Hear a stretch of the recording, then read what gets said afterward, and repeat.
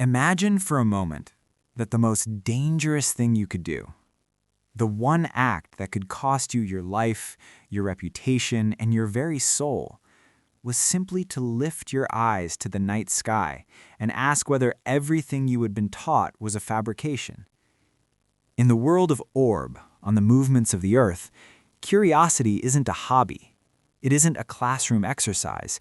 It is a terminal illness. To wonder if the Earth moves is to declare war against the very scaffolding of reality.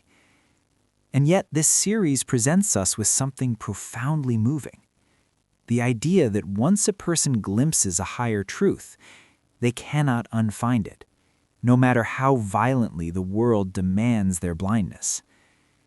This is not just a story about astronomy. It is a story about the terrifying, luminous burden of being right when the rest of civilization insists you are wrong. Most stories define heroism through strength or combat. Orb charts a different course entirely. Here, the ultimate act of courage is the willingness to question. We meet characters who exist in a world where truth is indistinguishable from obedience. The Earth sits at the center of the universe because authority decrees it so, unmoving, stable, and sacred.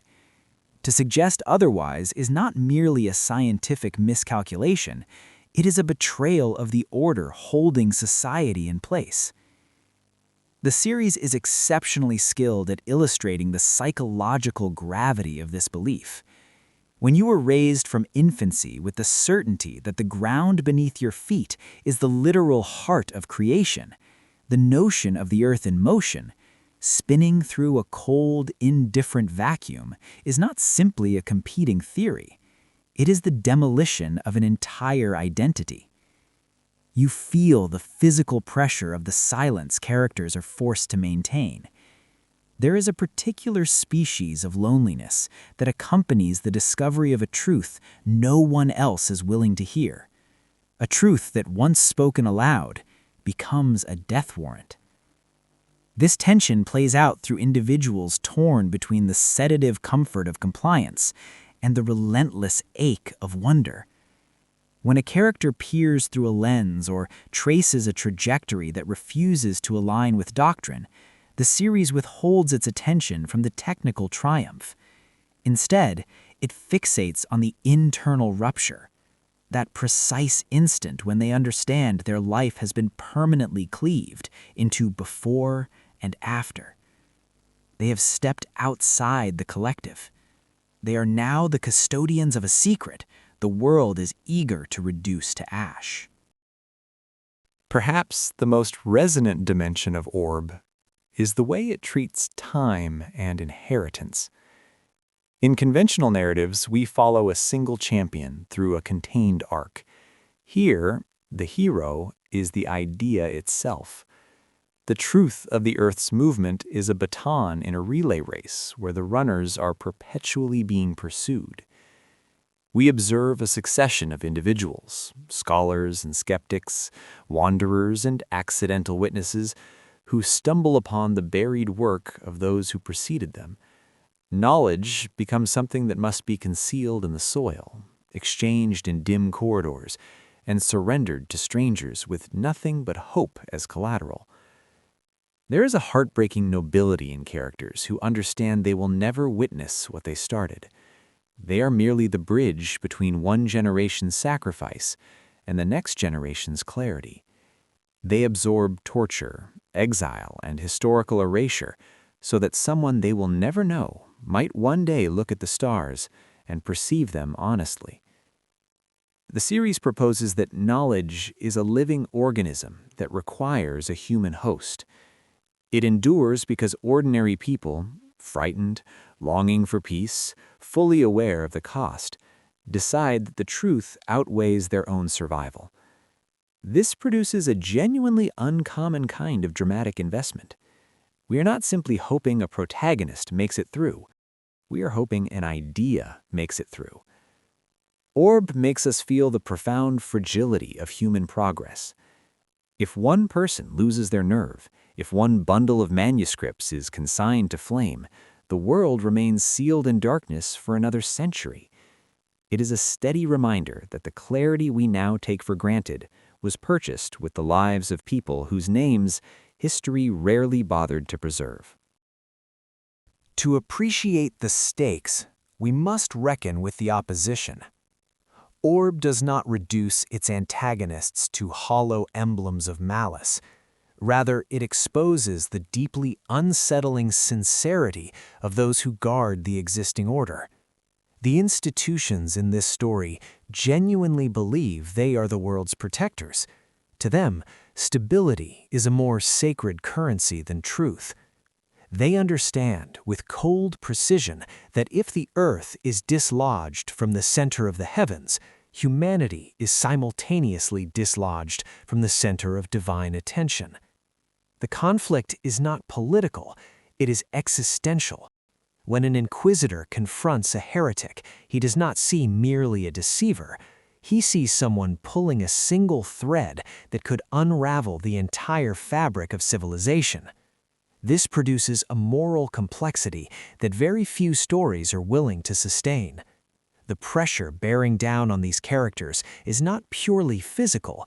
It is the corrosive accusation that they are shattering the peace of people they love for the sake of an abstract mathematical elegance. The series poses the question with unflinching directness.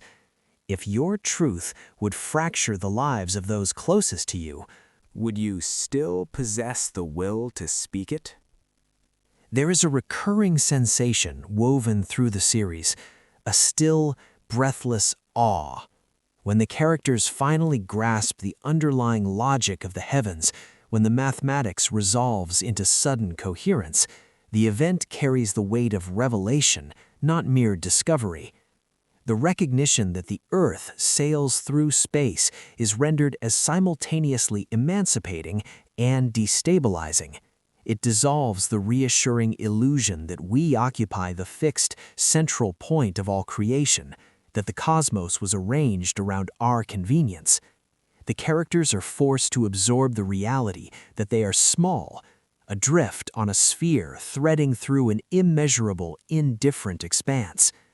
And yet, within that smallness, there lives a staggering dignity. To be a speck of dust in an infinite universe and still possess the intellect to measure it, that is Orb's definition of human greatness.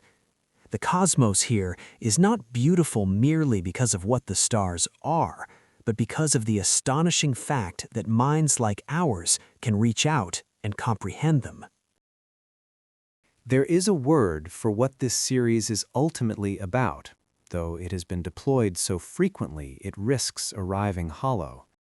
The word is wonder. Not the shallow wonder of novelty, the fleeting, easily satisfied jolt of encountering something unfamiliar. The deep wonder of genuine contact with a reality that surpasses expectation.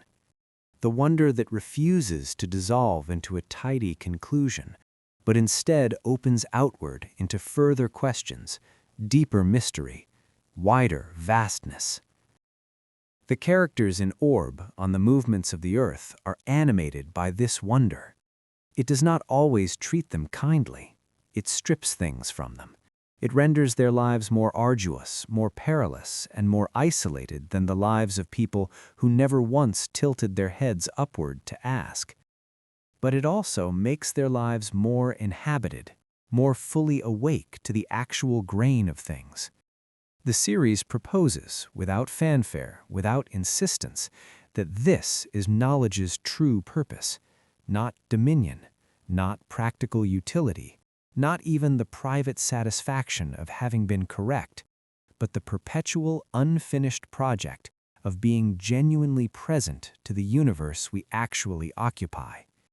It suggests that the people who kept that project breathing across centuries of persecution, suppression, and institutional forgetting performed something for us that resists easy measurement.